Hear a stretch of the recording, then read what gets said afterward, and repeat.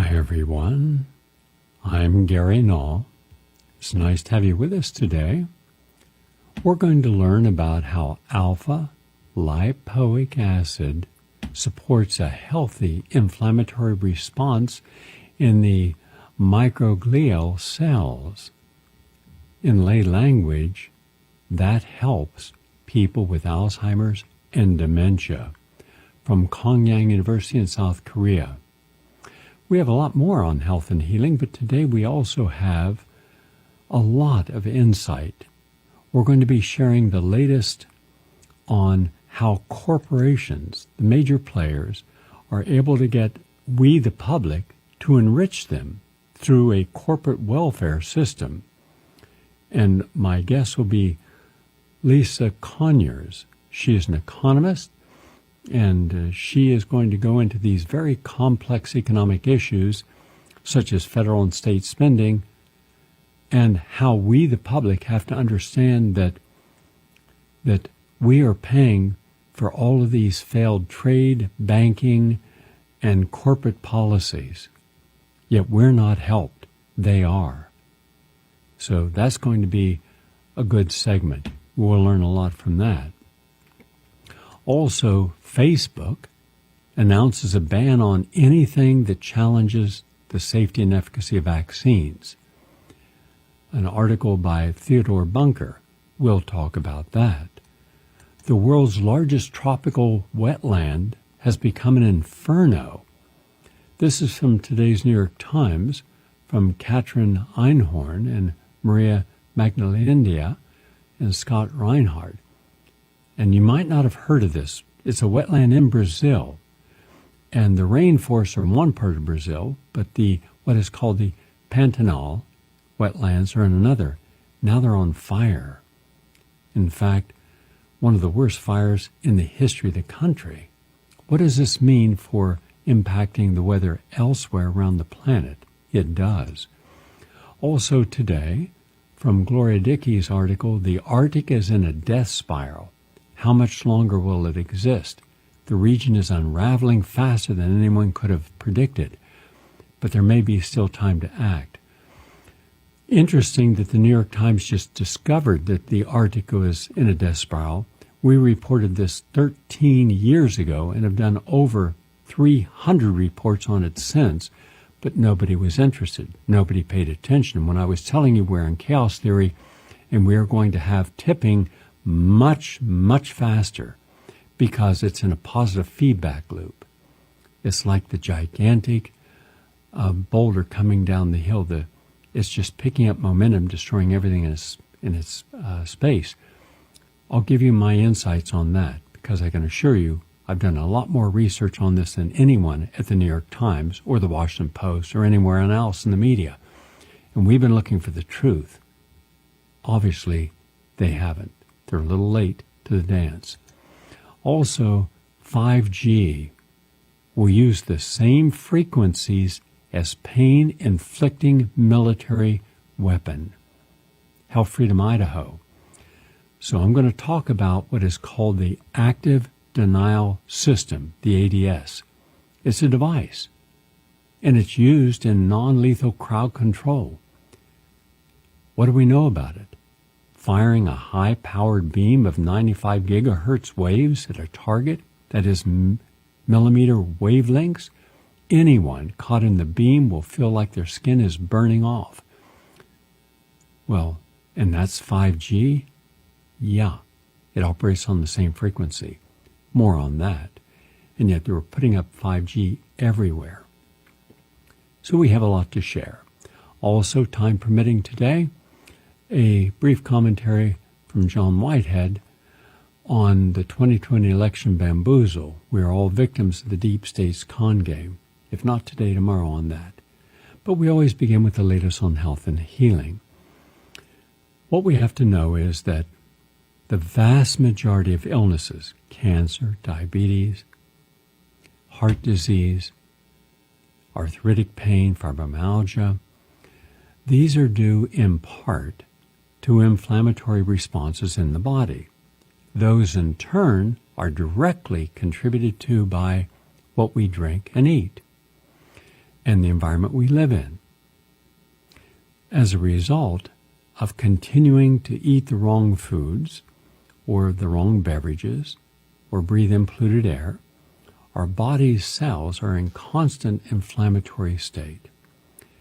Now, normally in a 24-hour period, your cells, and there's anywhere, depending upon your body size, from, let's say, 50 to 75 trillion cells. Some will say more.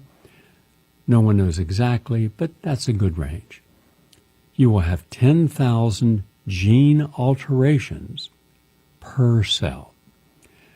Now, based upon how much you're doing wrong by eating the pizzas, the hot dogs, the hamburgers, the meatloaves, the potato chips, the pretzels, you will either have the high end of that, 10,000 gene alterations, or if you go to a healthy diet, a healthy plant-based diet, eating clean food, organically grown, drinking healthy water, clean water, or juices, exercising, you can reduce that by 80%. Then by knowing which nutrients to take that can help protect the cell or rejuvenate the cell or grow new cells, then you can bring that down to maybe just 1,000 gene alterations, meaning you've reduced the inflammatory response, including within that the cytokine storms where there's massive amounts of inflammation, by almost 90%. Think of what that means to extending your lifespan and staying healthier longer. So add just one more piece to this very complex puzzle, and that is alpha, ALPHA, lipoic, LIPOIC, alpha lipoic acid. And that, according to this study, will help protect the brain and help slow the chronic and progressive neurodegeneration disease that can be described by the occurrence of dementia due to the decline in cognitive functioning. The disease is characterized by the formation of extracellular and intracellular amyloid plaques. And hence, the hallmark of Alzheimer's and microglia can be activated by the presence of alpha-lipoic acid, meaning you can actually do something that can interfere in the process of your brain's degeneration. That is good news. So it's a little complicated, but I'm not going into the chemistry of it. I'm merely showing you that alpha-lipoic acid can turn down inflammation, and that's important because inflammation is one of the hallmarks of Alzheimer's disease. So one good piece of the puzzle.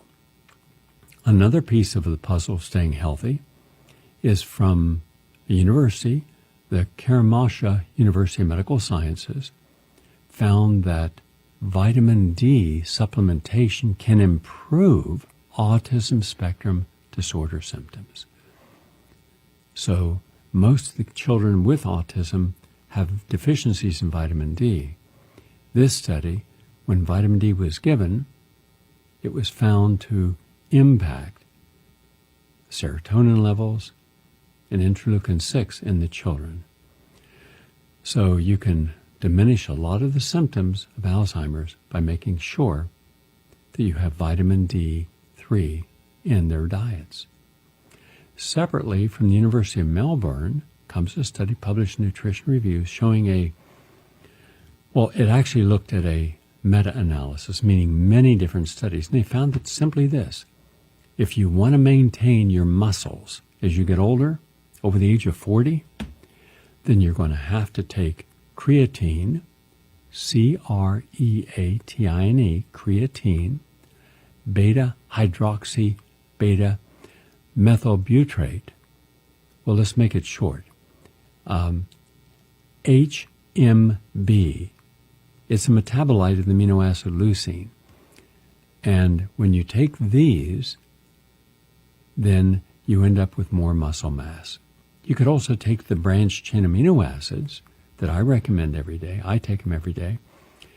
And I always take them within 20 minutes of completing a workout. So you get and sustain your muscles. So if you want to be stronger, keep your muscles, have more strength, energy, then make sure that you're getting your amino acids and creatine each day. And that's what this is showing. Also, a very unusual study from Kumamoto University and Nagasaki universities in Japan. I'll try to explain it without being too complicated. While building a muscle damage model in a cultural system, a group of these two university research scientists in Japan has found that components leaking from broken muscle fibers, let's say you do a workout or you're just getting older and your muscles begin to break down, those muscle fibers actually activate what are now called satellite muscle stem cells. And while trying to identify the proteins that activate these satellite cells, they found that metabolic enzymes such as GAPDH rapidly activated dormant satellite cells and accelerated muscle injury regeneration.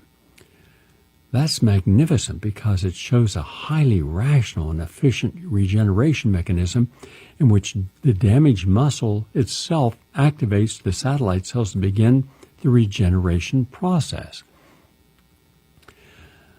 A little deeper on this, skeletal muscle is made up of bundles of contracting muscle fibers, and each muscle fiber is surrounded by satellite cells. So muscle cells, stem cells, that can produce new muscle fibers are a part of that.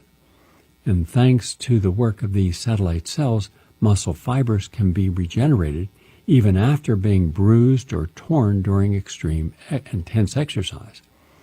And satellite cells also play essential roles in muscle growth during developmental stages, like when you're young and a teenager, and muscle hypertrophy during strength training, where you're really building the muscle. However, in refractory muscle diseases like muscular dystrophy and age-related macular fragility, sarcopenia, the number and function of these satellite cells decreases. It is therefore important to understand that regulatory mechanisms of satellite cells in muscle regeneration therapy. In a mature skeletal muscle cells, satellite cells are usually present in a dormant state. But upon stimulation after muscle injury, satellite cells are rapidly activated and proliferate repeatedly. And during the subsequent myogenesis, they differentiate and regenerate muscle fibers by fusing with existing muscle fibers or together. And of these three steps, the satellite cell activation, the proliferation, and muscle differentiation, little is known about how the first step activation is induced, but it happens. So in just lay language, your body is so intelligent, there is such a magnificent design that as you damage a cell, the cell that is being damaged sends out messages. The messages then activate these dormant, in some cases dormant, stem cells of muscle, and then they begin to immediately regenerate and bind to the damaged cell to repair it and even add new muscle. Just one of the ideas that lets us know that as much as we know, there's a whole lot more we don't, but that's just a miracle of life in the body. From the Pontifical Catholic University in Chile, an article published in Frontiers Neuroscience shows that musical training can improve attention and working memory in children. Neuroscientists have found a new group of evidence-based study that learning to play an instrument is really good for your brain. Musically trained children perform better at attention and memory recall and have greater activation in brain regions related to attention control and auditory encoding and executive functions known to be associated with improving reading and higher resilience and greater creativity and a better quality of life. Well, shouldn't that also apply to older people? And lo and behold, it does as well. Young or old, that's important. University of California at Irvine found that cannabis is a better way of dealing with sickle cell disease pain than the different types of opiates, pain relievers. So this was a double-blind, placebo-controlled study. And by the way, just sickle cell anemia is a genetic condition inherited at birth that causes normally round red blood cells to take on crescent moon shape or a sickle, a defect that leads to rapid cell die-off and a shortage of healthy red blood cells in the body. And the most common clinical manifestations of sickle cell disease are vaso-occlusive crisis, periods when the microcirculation is obstructed, resulting in chronic pain. The only known cure for sickle cell disease is a bone marrow or stem cell transplant, making pain management a top priority. And opiate pain medications, the current primary treatment, unfortunately, have really bad, serious downside effects. Not just constipation and not just itching and respiratory depression, but the risk of addiction and death. In fact, last year, now I don't believe the figures are conclusive, but the best figures I could find were upwards of 60,000, though I saw a report that 80,000 died by using opiates last year. That means more died in 1 year from pain medication than died in the Vietnam War. That shows you that we should be looking at all safe and effective natural treatments, and cannabis just happens to be one of those. I'm Gary Null. We are 18 minutes into our program. We're going to take a break, and when we come back, I'm going to go to a segment last night on Tucker Carlson where he had a former New York Times reporter giving us the latest information on why aren't they ever discussing the downside of wearing masks when the evidence is very strong that there are serious complications, especially for people who are in hospital or in critical care or who have emphysema, where they can actually die from the consequences of wearing the masks and all the molds and other things that are occurring. So, yes, there's evidence for masks, and yes, there's also evidence opposing masks. I've given you my point of view, but I think it's important you hear this because this is brand new information. And also, we're going to hear about a study that was not released that was supposed to be the world's most important study. Why wasn't it released? Because if it was positive and showed that masks work, it would have been headline news. So why wasn't it released? Back in a moment with that segment, with that reporter.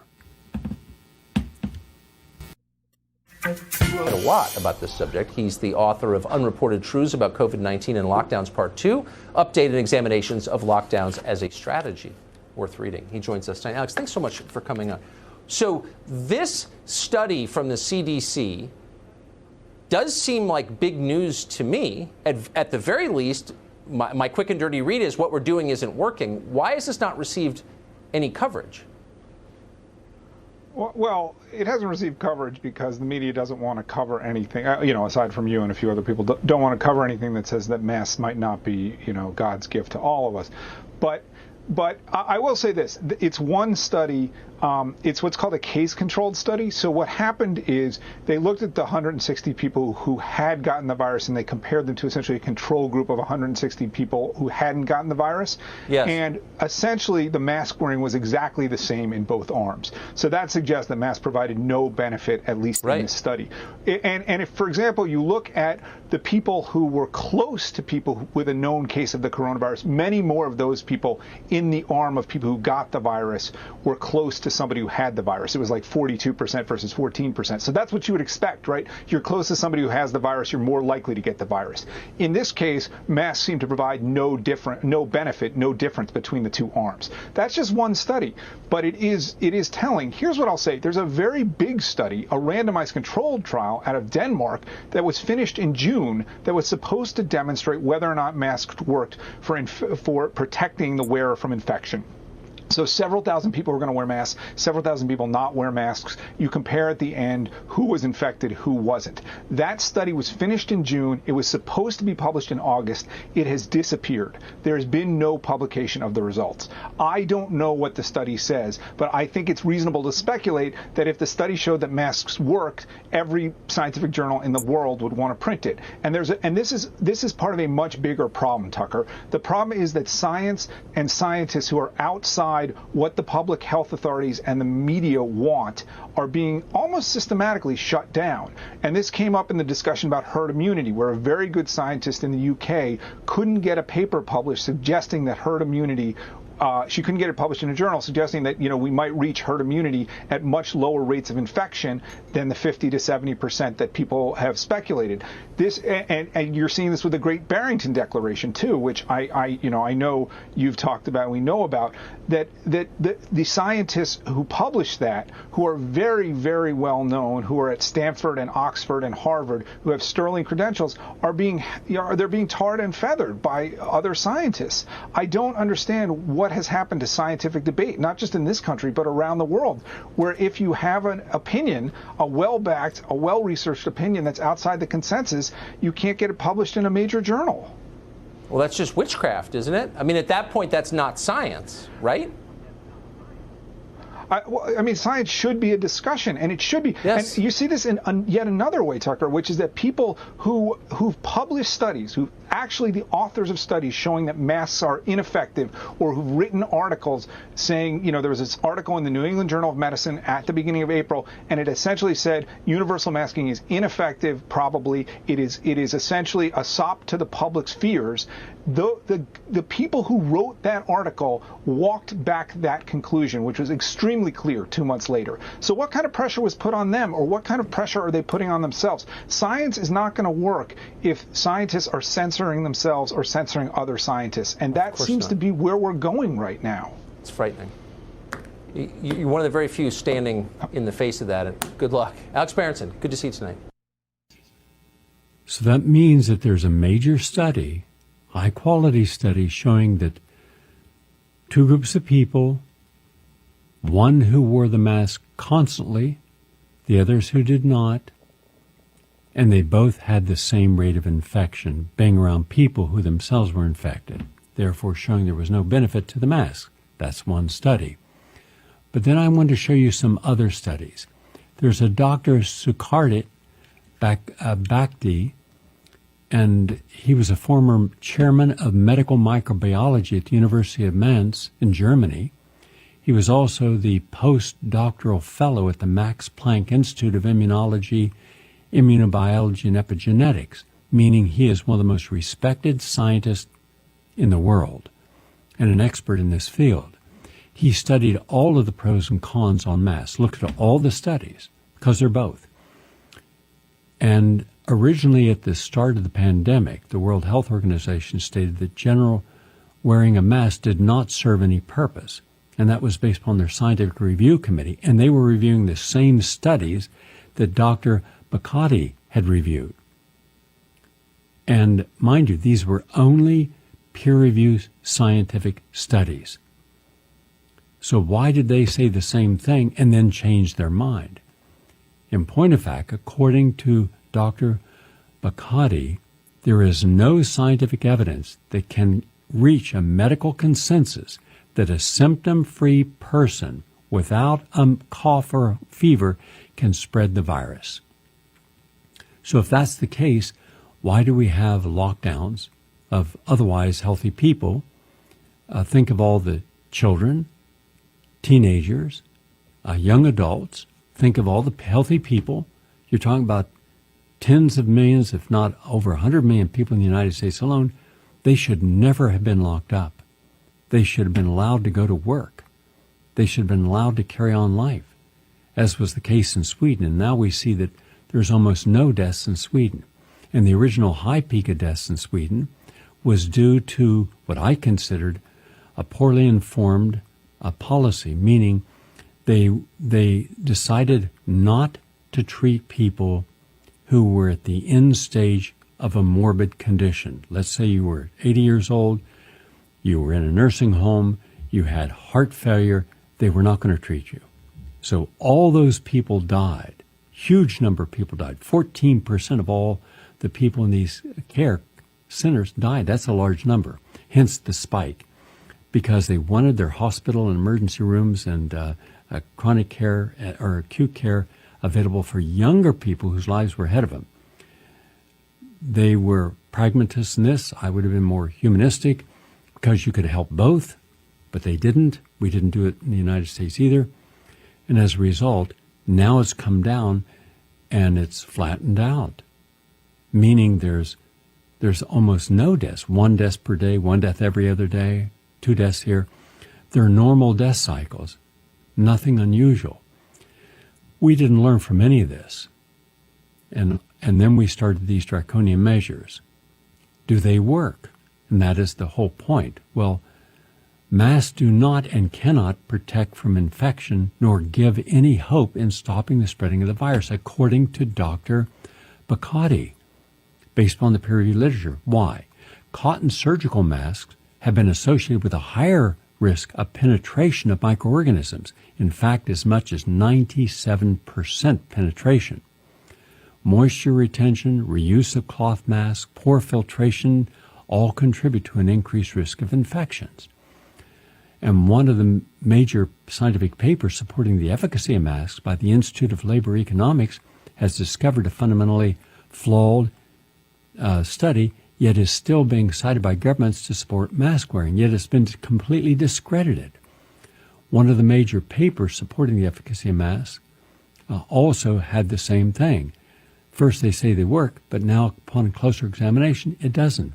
So if the science clearly questions the need for masks, and there are a lot of studies showing that they do not work to prevent this virus, or for that matter other viruses, but they do protect from large particulate matter from escaping from a sneeze or a cough, then there are those who will say wear the mask, others say not. I say look at the peer-reviewed science and decide for yourself, because, and this is according to the scientist, one of the foremost in the world, quote, there are many other studies supporting mask inefficiency going back a couple of decades.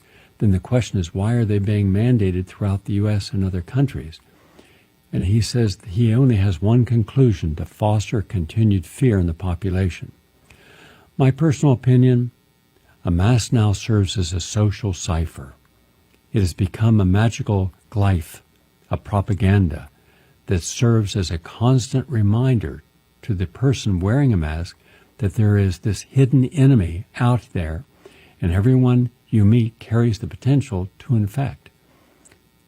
It is a fabricated subconscious meme of psychological manipulation in order to sustain a level of quiet and repressed panic in the public psyche throughout the population in order for other agendas to be rolled out.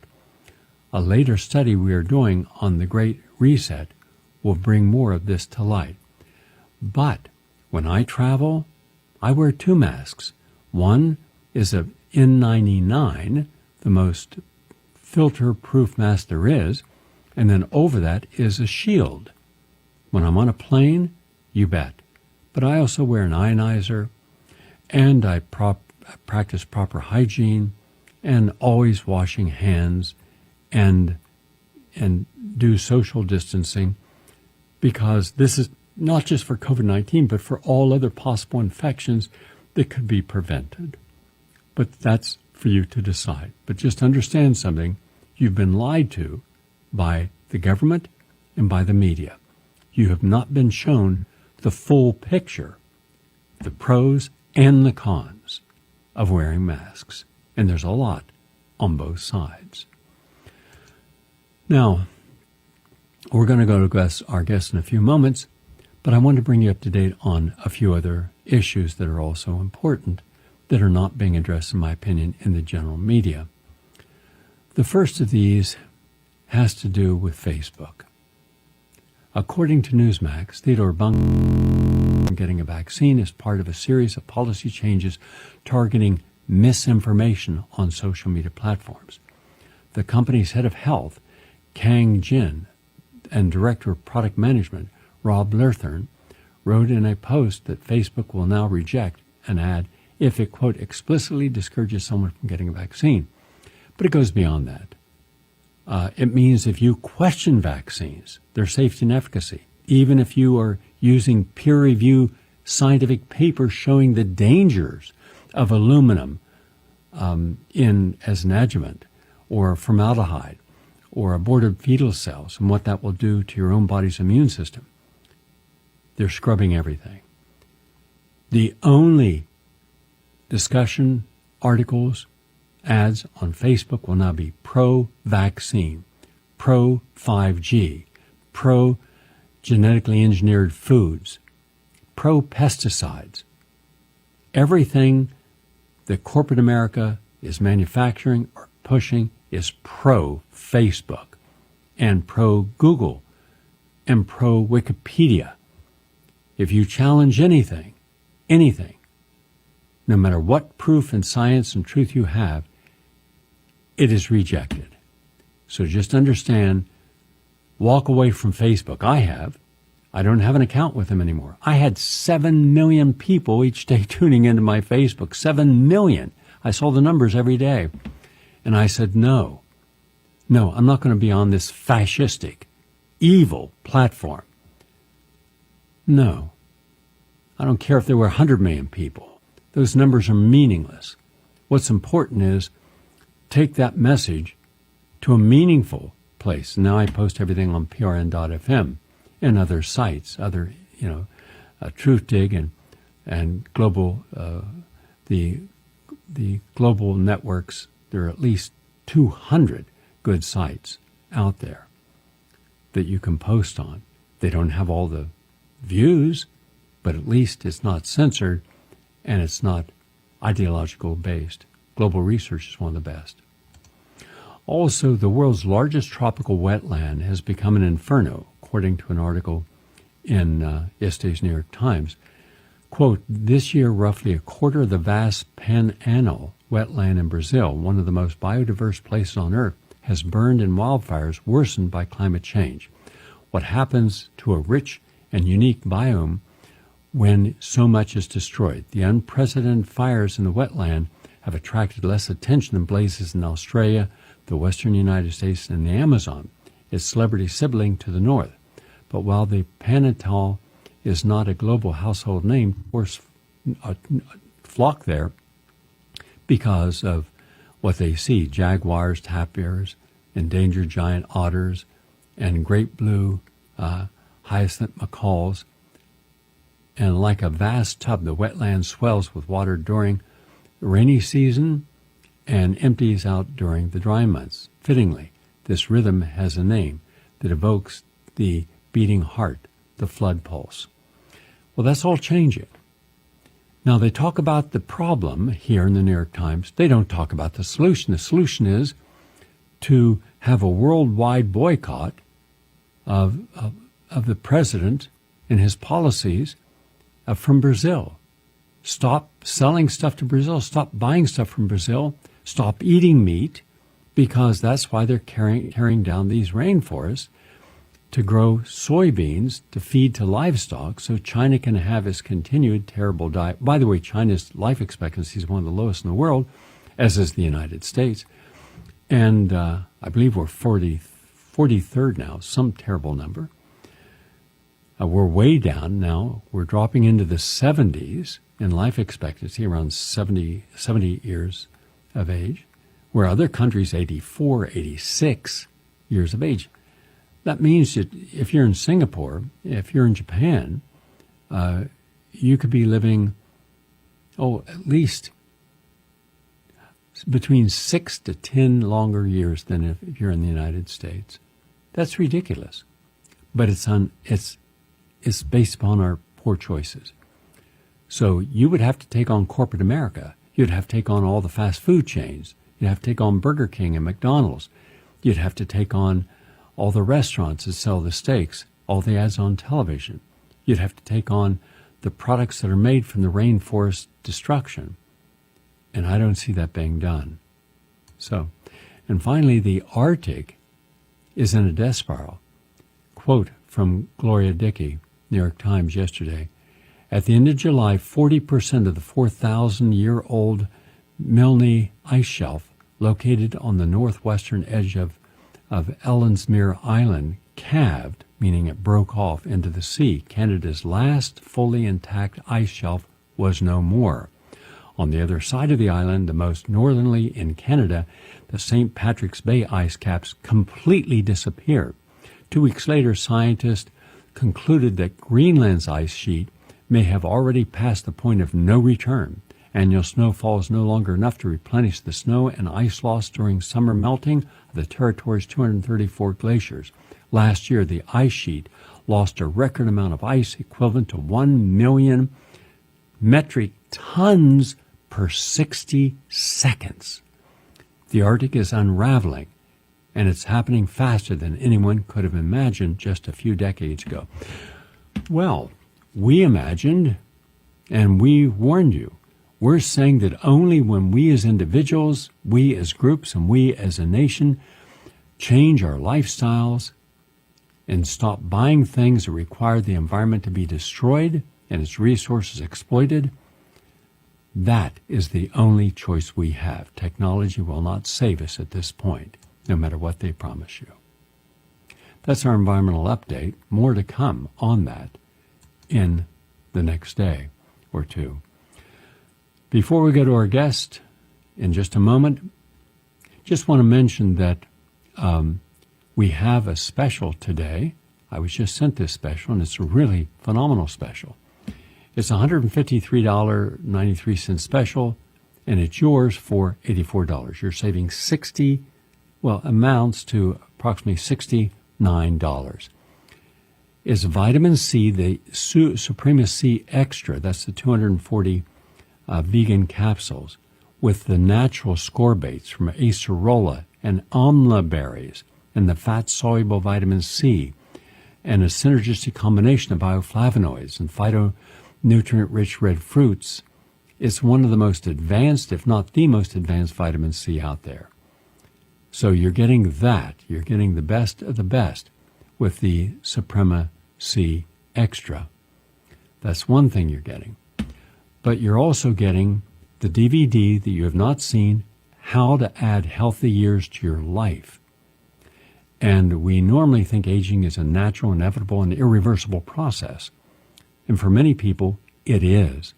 But I'm working now to show that we can prevent heart disease, diabetes, dementia, memory loss, and other illnesses that are not normal biological processes, but are artificial. And how do we do that? This gives you the protocols and programs of how to add those years to your life. And finally, I'm giving you today, as a gift, Living in the Moment, a prescription for the soul. This is the most reflective book I've ever written. And it is deep in the thought of what we have to do at the spiritual level of bringing our life up to a higher standard, living a larger life based upon enlightenment, and gives you the tools that you can use to achieve this balance, increasing self-esteem, personal discipline, focus, and to know who you are. It's an extremely passionate book. It's called Living in the Moment, a prescription for the soul, and it's the most important book I've written on the topic.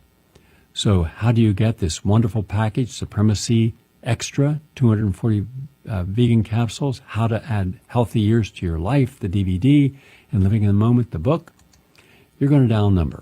You're going to call 877-627-5065.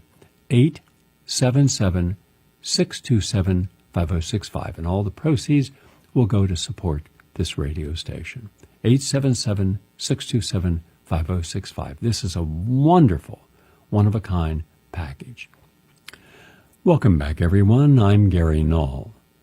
Lisa Conyers is an important voice as an economist and as a person who tries to take very complex economic issues at the federal state level of how we spend our money. We, the people, have almost no say-so in it. We think we do, we don't. And for the general public, that's important because we're told repeatedly by administration after administration, if it's the Bush administration, the Reagan administration, the Ford administration, and the Trump administration, and the Republicans or conservatives, that, laissez-faire, let the market dictate. If you fail, then you fail. And then it teaches you a lesson, reorganize, go through bankruptcy.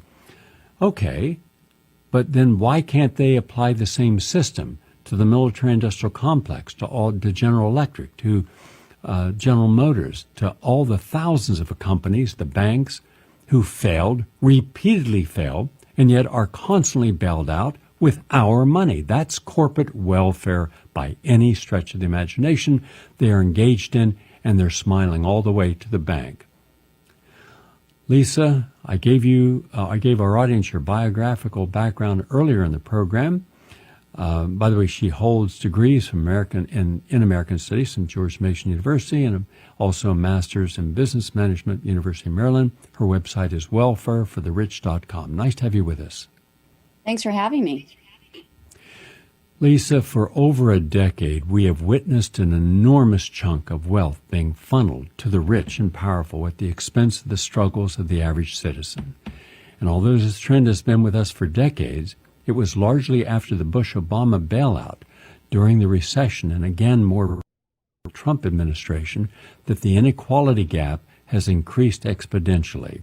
The real criminal tenor behind this trend is sadly, it's legal. The rich and major corporations act within the rules and simply know how to take the maximum advantage in its inherent flaws. And there are many different avenues and means by which wealthy corporations bilk the public tax dollars. One of the biggest complaints has been government subsidies. An earlier Cato study estimated that over $100 billion minimally is spent every year to subsidize corporations. My figures put it at $350 billion. Today, that figure would be much higher. In addition, there are other corporate welfare schemes such as grants, tax credits, loan guarantees, price reductions, and payouts. So I'd like for you to take your time and address how the subsidy schemes operate, because this seems to be the larger bulk of where our tax dollars go, and which industries receive the largest chunk of federal subsidies. Then please lay out for us the larger picture to describe this system of corporate welfare. The forum is yours. Oh, well, thank you, Gary. As you mentioned, this has been going on for a long time, and it does seem to be growing exponentially. And Phil Harvey and I, my co-author, were really surprised to discover how vast this system really is. I think many people think they know a little bit about corporate welfare in one field or another, whether it's agricultural subsidies or zoning or taxes. But as we discovered as we wrote this book, the problem is enormous. And we kept having to add chapters to the book. Just when we thought we had covered everything, we discovered yet another industry or area of American economy that is affected by this. So we started the book. Our first chapter is all about the agricultural subsidy system in this country, which is, sort of founded on the idea that we should support the little guy out on the family farm, and it's important to support these farmers that are under such threats from weather and things like that. But the agricultural system today is just an enormous giveaway to the rich. The average farmer in America makes twice what the average American makes. Many millionaire farmers receive heavy subsidies from the Farm Bill. And what's really striking about it and depressing, frankly, is that we subsidize through the Farm Bill some of the worst crops for us. I was listening to your show while you were talking a few minutes ago about health and what we consume as consumers. And what's sad is that the Farm Bill does not support the healthiest food crops, for example. So not only are we taking our tax dollars and giving them to rich people, but we're giving them to rich people to grow crops that aren't good for us, as opposed to fruits and vegetables and things like that are not subsidized. It's very hard for a small farmer trying to raise organic, food or anything that's healthier for you. So those are the kinds of things that we found most frustrating as we looked at this, is that so often not only are we giving this money to people, but we're giving them that money and then they're doing things that are against our interests as taxpayers. So the agricultural subsidies are one of them. We looked at tariffs and discovered that in many cases, tariffs that are imposed, especially under this administration, are very haphazard and tend to favor one industry or over another, or one owner of one company against other players in the same field. So, as you mentioned, people like to argue, well, let the free market do its thing, and everything will turn out okay. And these large corporations and wealthy individuals would like you to believe that they are playing on this open playing field, but they really aren't. They're taking advantage of these subsidies to get ahead, and that is very goes against free market principles. So it's kind of interesting to see people as wealthy as Bill Gates and Warren Buffett say, oh yeah, we take subsidies because they're available, and as long as you give them to us, we're going to keep taking them. So they don't seem to see any problem with that, but at the same time, they'll tell you that they pulled themselves up by their bootstraps and made their way as capitalists in America. So there are a lot of topics in the book. We covered things like the stadiums around the country. Professional sports stadiums are costing local taxpayers and state taxpayers billions of dollars.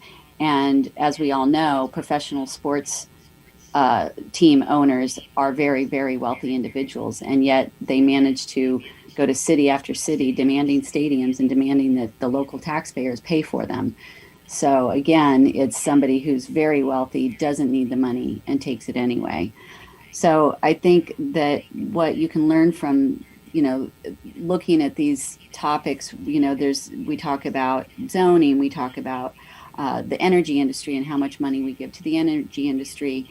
And the sort of overarching theme through all of it is this sort of movement by those who are wealthy to say, hey, wait a minute, now that I'm wealthy, I can lobby and I can use my lawyers and get these special favors to make myself even wealthier.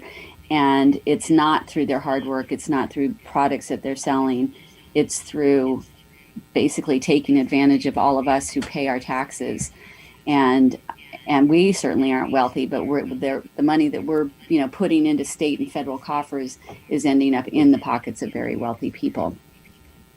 So give us more egregious and perhaps ridiculous examples of corporate subsidies and tax dollar payouts that you've encountered in your research, and some examples that should outrage listeners, because in the meantime, the infrastructure in our cities and towns are collapsing. We're not spending a penny to help revitalize all of the ghettoized areas of America. And poverty is on the rise, and our healthcare system is a laughingstock for other developed nations. Mm-hmm. Well, for example, when you talk about, cities, one of the most interesting things that I discovered when we were looking at zoning was how many cities in America, especially those, San Francisco, you'd like to believe that San Francisco is this very, left-leaning city, and yet it has some of the most egregious zoning laws that have been put into place by people who want to protect their property values and basically shut out the ability to, increase the density of housing and allow for example, those tiny homes and mother-in-law apartments and all that kind of stuff. And oftentimes it's wealthy players who go into and lobby for regulations that prevent that kind of thing from happening. And I've found that it isn't people who lean politically one way or another. It has more to do with those who are wealthy and those who aren't. And it really is an issue of inequality. And it's very hard to change those rules once they're in place, because you have to go through the zoning department, and it's very, very complicated. And the average person who just wants to add a little apartment in the backyard for grandma is not going to be allowed to do it, or to rent it out to students, or whatever the case may be. So rents in big cities like San Francisco, Washington, D.C., New York are just outrageously high, and a lot of it has to do with the zoning problem. So that's one that I think was pretty shocking for us.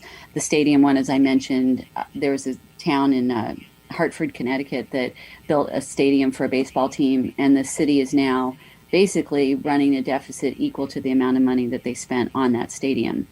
And the owner of the team was very wealthy and could have been building that stadium on his own dime, and chose not to. So, and yet it doesn't have to be that way. There's a stadium in San Francisco that was built, that hosted the 2016 Super Bowl, that was built entirely with private money, $1.3 billion stadium, and the voters of San Francisco didn't have to pay for it.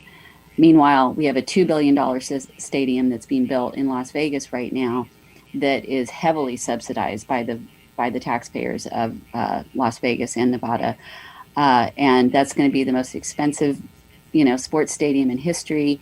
And the owners are multimillionaires, if not billionaires, and yet they've managed to convince the taxpayers that they need to pay for this huge, stadium. So those are the kinds of examples that we came across. I traveled around the country for 4 years looking for stories for this book, and I stumbled along, across things like that everywhere I went. Down in Louisiana, probably one of the better success stories that I came across was there was a group of citizens that were looking at the USA Today newspaper rankings of the states. So every year, USA Today ranks all the states in terms of healthcare, education, public services and all that. And Louisiana keeps landing at the bottom of that list. And local activists looked at that and said, well, how can that be? We're such a wealthy state. We have just a massive amount of natural resources. We have the oil along the Gulf. What can possibly be going on?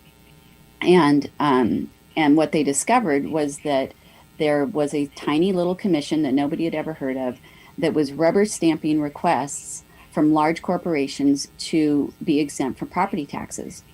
And this committee's been around for decades. And so all of those big energy companies that you see along the Gulf, Exxon, Mobil, Alcoa, Dow, they are all exempt from paying property taxes. Well, we're talking billions and billions of property taxes that were not paid because these guys had lobbied and said, hey, we want to be exempt from paying property taxes because we're bringing jobs to your state. And these citizens said, well, that's just not okay. Look at our schools, look at everything, look at all that, what we could have done with that money if those guys had just paid their fair share. And so they created an organization called Together Louisiana, and they started attending public meetings, and they raised awareness through social media and all that, and they managed to get the law changed last year. So those organizations can no longer just go in and ask for that rubber stamp. They have to actually present their case to local school districts and fire departments and police departments and say, hey, we don't want to pay property taxes. Can you give us an exemption? And so I'm pretty excited by that. That was probably, and it's been a success so far. I mean, they now have to go through this process. We'll see how it goes long term. But the fact that that existed for, decades in Louisiana without anybody noticing is pretty shocking. And that's the kind of stuff that happens, is that some little committee is created or some little special law is written for one individual, and then everybody forgets about it. But it can have huge consequences. Well, good. Well, I appreciate you sharing these insights with us. And let's not forget one of the largest of all welfare recipients is the military-industrial complex, where we pay for so much of their research, and then they privatize how they sell it and then take the profits for themselves. So we pay for their losses, they keep their gains. That is a terrible rule to work from. And I think that we just have to become aware of a problem before we can change it. I want to thank you very much, Lisa Conyers, for being on today. And Lisa's book that highlights all of this is available, and it's called Welfare for the Rich: How Your Tax Dollars End Up in Millionaires' Pockets and What You Can Do About It. Her website is welfaretfortherich.com. Thank you for being on with us today, Lisa. Oh, thanks for having me. I enjoyed it. More to come on that topic on upcoming programs. Just a couple quick program announcements. This coming weekend, this Sunday, the 18th, at noon, I'm going to be doing a live webinar on managing pain naturally. Every kind of pain you can imagine. We'll be showing a documentary. I'll be doing a detailed discussion lecture with protocols. I'll be taking questions and answers. I don't know how long it'll last. Sometimes 3 hours, sometimes 6 hours. But boy, everybody gets their questions addressed, and you get a lot of information. Call this number if you'd like to attend. Let's see, what is the number? 877-627-5065. This Sunday, noon, on how to eliminate pain and prevent pain naturally. 877-627-5065. 877-627-5065. And finally, today, I wanted to read an open letter. I received this letter from a person in South America, and it was about how the world leaders were sent an Ecuadorian indigenous leader, Namati Nimquino, and it was entitled, Your Civilization is Killing Life on Earth. And it starts, Dear Presidents of the 9 Amazonian countries and to all world leaders that share responsibility for the plundering of our rainforest. And then it goes through her as a woman, a mother, a leader of her people, talking about the rainforest. It's their home and what all these corporations have done to exploit it. That letter I will read in its entirety on tomorrow's program, because we are a platform, we are a voice for indigenous cultures, those who have been repressed, suppressed, those who have been blocked, denied, or in any way adversely affected from their quality of life. So tomorrow, an open letter to world leaders from Ecuadorian indigenous leader, Namati Nimquino. Have a nice day, everyone.